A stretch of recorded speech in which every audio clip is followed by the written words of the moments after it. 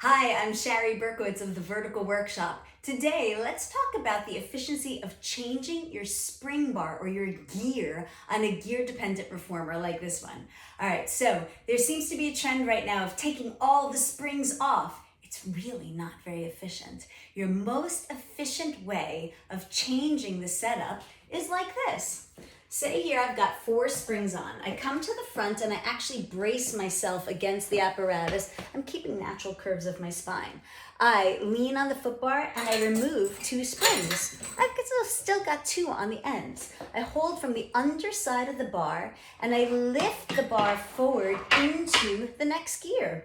Then I take my gear block, I push out on the carriage and I place my gear block into its hole. Let the springs come in, give it a little test, all is good, then I can add any other springs.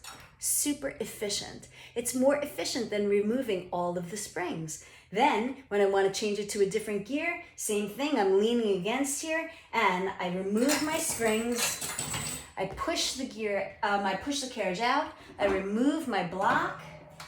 From the underside, I lift the gear into the appropriate gear that I'm looking for. I give it a test, all looks good, and if I need to add springs, I can add springs.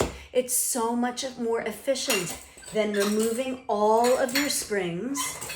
Then the carriage goes away, then you slide this in, then you hook in, then you pull back, and then you add your springs. That's not nearly as efficient. When you remove all the springs, you're losing your efficiency. It takes so much more time, and you then have to pull the carriage by yourself rather than using the springs. So use the springs and keep 2 springs on. Don't remove all your springs when you're going to change your gear. I don't know who set it all up all of a sudden that we're removing the springs, but it's really not very efficient. So work your efficiency, the little bit of time that it takes to do the less efficient version and the time that you save to do the more efficient version, it really makes a difference. So to review, I keep 2 springs on.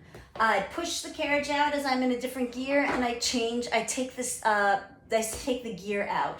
Then, if I want to, I pull it to a closer gear. I lift it from the underside of the gear bar. I put it into its slot, and this one won't need a block. I check the safety.